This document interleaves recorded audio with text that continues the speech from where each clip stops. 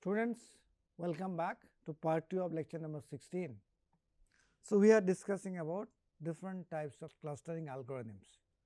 I told you broadly there are two classes of clustering algorithms, centroid based, hierarchical based. Okay. So, today let us focus on centroid based approach. Hierarchical based clusters we will discuss if we get time today, or otherwise we will discuss in the lecture number 17. So, centroid based cluster, that is what is important to us. You can also have density based clusters, which are basically based on density of elements in a particular clusters, or you can also have distribution based clusters, clusters of points which can be obtained by using certain kind of a distribution functions like normal distribution, chi distributions or chi distribution, or many other distribution possible. So, what is centroid based? Basically, these methods are the most easiest clustering algorithms. They group data point based basis of the closeness of distance closeness. Similarity method is chosen are basically can be Euclidean distance, which is nothing but a root over x1 minus x2 whole square plus y1 minus y2 whole square. Manhattan distance or Minkowski distance. I will talk about each of these, do not be afraid of it. So, data sets are separated into predetermined number of clusters initially, and each cluster is represented by a vector of values when we compare that. But as I said you, we have to determine this cluster based on a mean value and distance of the data points from the mean. Then you can also have density based cluster. I just wanted to explain to you so that you do not run away. It is a model based or basically based on the density of data points.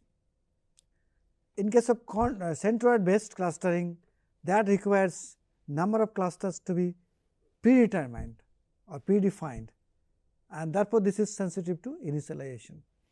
These clusters, so density clusters is not that, is basically based on density of number of points, right. In a particular area, you can calculate number of points and then say the clusters. If they are similar, number of dense points will be much larger. Hence, this is less susceptible to initial guess or beginning positions. They are great in handling clusters of different sizes, forms, making them ideally suitable for irregularly separate overlapping clusters. Remember this. This is the advantage of density based clusters. Handling density based clusters is very easy, because you have to calculate density of the data points in a particular area, right. These methods can manage both dense and sparse data problems also. Connectivity data problems, I told you, is basically hierarchical clusterings, is nothing but how the clusters can be built on based on hierarchy, right, top down or bottom up. Then you can also have distribution like Gaussian, binomial, other distribution functions used for such clustering. So, as a part of centroid based clustering, K-means algorithm is more popular. It is basically assign data points to one of the K clusters based on the distance from the center of the clusters. So, it starts with a randomly assigning the clusters, centroids in the space I told you, and then data points are assigned to each of these clusters based on the distance of the point from the center of the clusters. So, once you assign data points to each of the clusters, new centroids can also emerge. Remember this. So, initially centroids are assumed, does not mean that they are sacrosanct. You can always recalculate the centroids. That is why this is an iterative process, correct. It is performed best when data are well separated, but when data are kind of overlapped, this clustering technique is not good. It is very fast, remember this, compared to density based clusters, other clusters, but it has its own problems. It also provides strong coupling between the data points, but it do not provide any clear information regarding the quality of the clusters. I will not have time to discuss about quality of the clusters. There are certain parameters by which you can discuss quality of the clusters, but K-means clustering is not good at quality of clusters. Okay. Well, what are different kinds of distances we can do that? First is obviously Euclidean distance, very simple. Let us say I have A and B, it is a right angle triangle. So, therefore, this distance between A and B is defined as A minus B whole square, very simple. If it is 0, this A minus 0 whole square, then 0 minus B whole square, that is what it is, that is why it is a summation. You can also have a Manhattan distance. What is that? This is nothing but sum it over A I B I, there is no square, no root, that is what is called Manhattan, correct. You can also have what is known as a max of distance, that is max of distance between these two. You can see here between these three, whichever is the max that you can consider. So, there are many such distance matrices. I do not want to go in detail of that. This is what is we use normally widely, Euclidean, Manhattan. You can see that Manhattan and Euclidean difference is very simple. There is no root here, the square here. Then you can also have Minkowski distance, which is nothing but xi yi to the power r whole to the power 1 by r. You can have all kinds of things. One of the important one is Mahalanobis distance. You can see here, this is what it is, it is more complex. Then you can have chi-square distance, you can have candle rank correlations, many others possible. So, you do not be afraid of that, you can use all these techniques possible, right, all kinds. So, then you can have Canberra and Chebyshev distance also possible. So, let us talk about the k-mean square algorithm, which we are discussing. So, pick k cluster centroids. Here you can see there are 1, 2, 3, 4, 5 cluster centroids. Assign point to the cluster by picking the closest centroid to the points in the questions. Okay. So, as points are assigned to the clusters, center of the clusters can also migrate, that is what I say. For example, suppose k equal to 2 here, we assign points 1, 2, 3, 4, 5 in that outline cluster represent points, right. So, if this is, so therefore, these are the 5 points, okay, I am sorry. So, initially we assign every of this one cluster, but then I put a centroid, try to find distance like this. I can clearly see these 4 distances are equal, but this distance is little bit higher, right. This distance a little bit higher. Oh, not looks like, but similar looks like. Anyway, so that's if they all distances are same, then they are part of the same clusters. But initially you start with this kind of predetermined clusters. So, let us go back to the board and derive what is the mathematical part of this, which you will be able to understand. First start with x dimensional data. Okay. What is that x dimensional data? So, typical given a set of d dimensional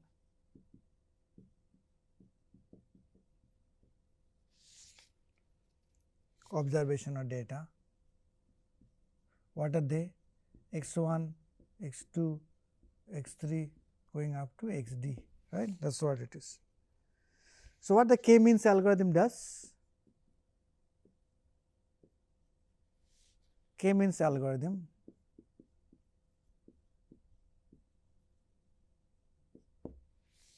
what does it do? It divide these points, divide this d dimensional data into k sets.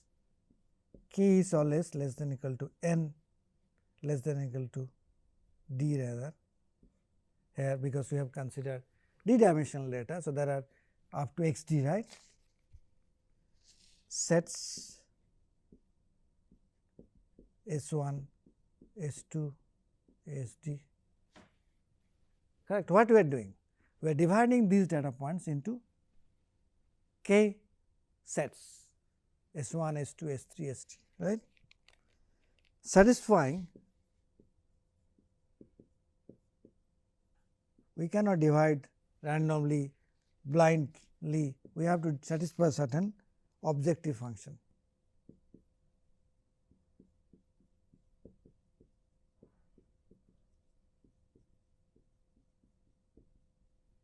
What is that objective function? Remember this.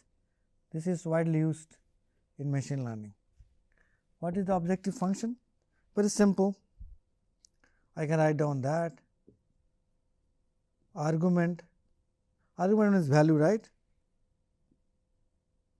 We like to minimize number of sets. Yes. Under what condition? K sets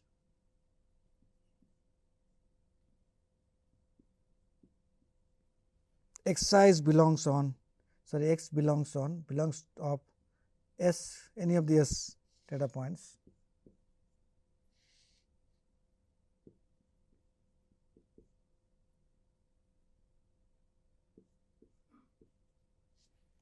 That means what? These x points x1, x2, x3 which are belonging to set S, all of them belong to set S initially, and then you divide into different set S1, S2, S3, ST. So, this is the distance. So, we can always write down much better way, argument minimum. This means value, argument means value for minimum number of sets. Okay. And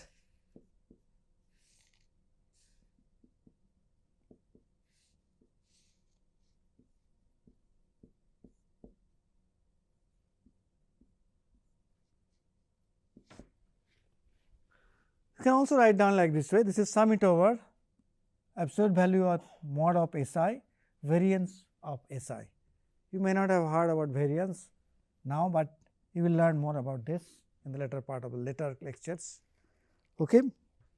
That is it. So, what is mu I here? Mu I the mean, I talked about it. Okay. Remember that. So, I can again draw it and show you. I have data points like this. So, I define a mean. This is what is called mu I, mu basically.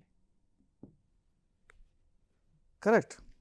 So, this is what is my objective function j I want to find out. So, how to solve it? How to solve these mathematical problems? Let us discuss about it. Okay. So, in order to solve this problem, we have to describe certain number of new indicators. So, we have need certain number of certain new, or rather we want to introduce, let us introduce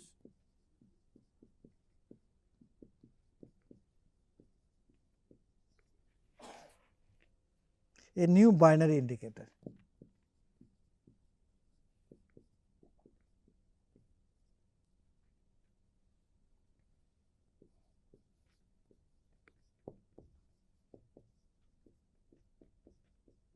What is that new binary indicator? Let me call it RNK. Let us write it properly. So, new binary indicator called RNK, and its RNK can have two values 0, 1. So, we are introducing a new binary indicator, that is what it is a binary, there are two values 0 and 1, correct. So, it described which of the k clusters data basically describes, what does describe?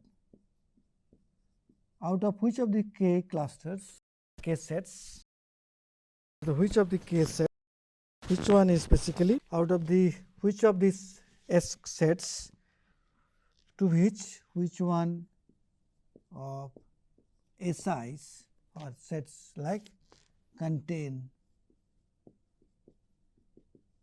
xn data points, x d rather, right, not x d, right, x, yeah, particular data point, let us say, yeah, x n is better, particular data point x n, there are many data points right here, which one is going to be part of this set S out of S1, S2, S3 to ST, that is what it says. So, if x n is assigned, So, that means what? If x n is assigned to a cluster K,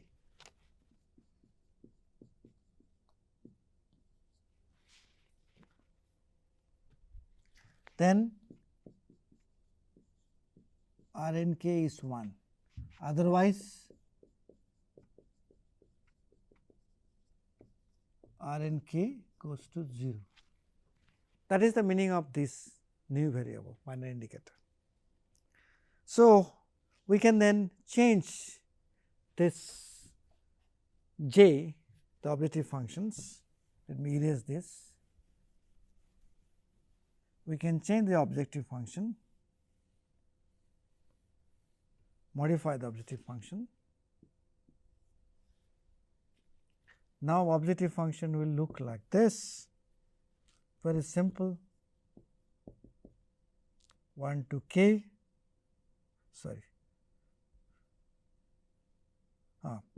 n 1 to n, k 1 to capital K, R n k,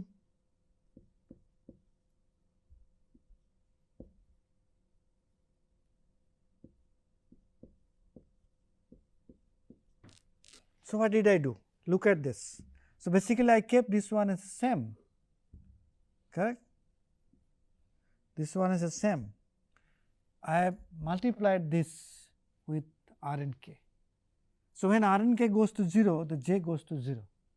When R n k will go to 0, the moment this data, any data point x n does not belong to the set K or K cluster, then only it can be goes to 0. But if it belongs to K clusters, like x n belongs to K cluster, then it is going to be 1, correct. So, basically what it represents, same thing I discussed, it represents sum of square, sum of squares of distance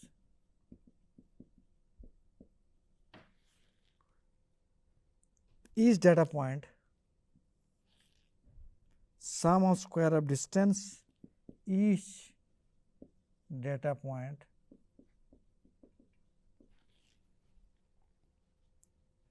has to its assign mu k. So, you have a mean, which is nothing but a mu. So, I calculate the distances and take sum of square of the distances. You can see that sum of the square of the distances, okay, that is what is done. So, that is see what is required. So, this is what is your objective function now. I can erase this part, this is not required, hope you have understood that. Now, the next task will be for me find out these two things R n k and mu. How do I find out that? So, my task is to find out R n k and mu k for x i's, x 1, x 2, x 3, x 4, whatever. So, how do you do that? How do you do that? That is the question, right? Very simple, it is not very difficult, let us do it for today. So, first of all, if you look at, first we will discuss about R n k.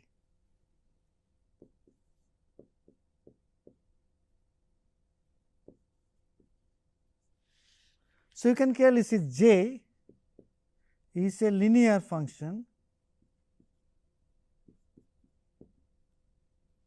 of R n k, right, is it not? J is a linear function of R n k. So, that means what? That is what makes this optimization very easy, very easy. Once this linear function optimization very easy.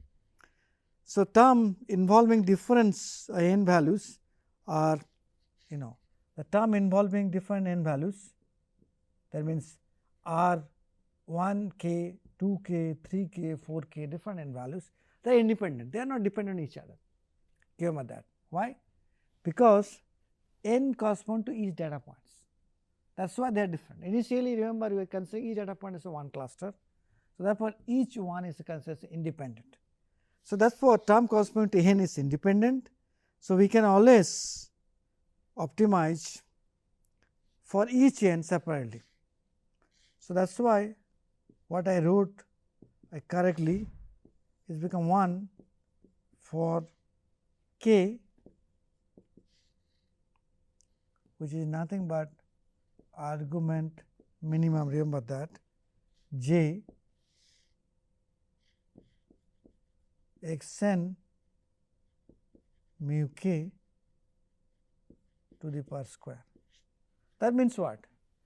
Wherever this distance is smallest, minimum, okay, the distance is minimum. For that, R n k is 0, so R n k is 1. If it is not so, then R n k is 0. That is not part of the cluster. That means what? By doing so, automatically you are saying, if R n k is not satisfying this condition, that data point does not belong to that particular cluster. So, initially you are screening up a lot of data, right, by using this term R n k. That is why you brought in this new binary variable R n k. Remember this, that is the reason. So, this is very important. This is possible because j is a linear function of R n k, right? It is a linear function. That is for the R n k. So, how do you determine mu k? If you look at carefully, for a given value of R n k, mu k is a binary, sorry, is a square function, right. So, if you when R n k is held constant or held constant, right, you can already determine R n k. So, j is a quadratic function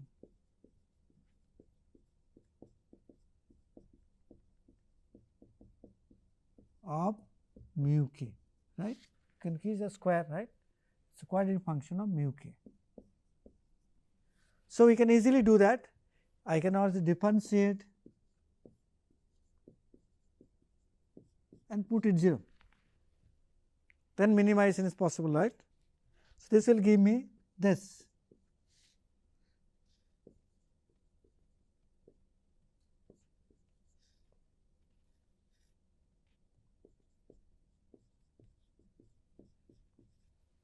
So, that I can write down mu k as what? Sum it over, very simple, R n k x n. I am not writing the limits, you can write down divided by sum it over R n k. So, this is how we can determine the value of mu k. It is very simple, is it not? Not difficult. We are simply differentiating this function, putting the first derivative 0, that is the minimization principle.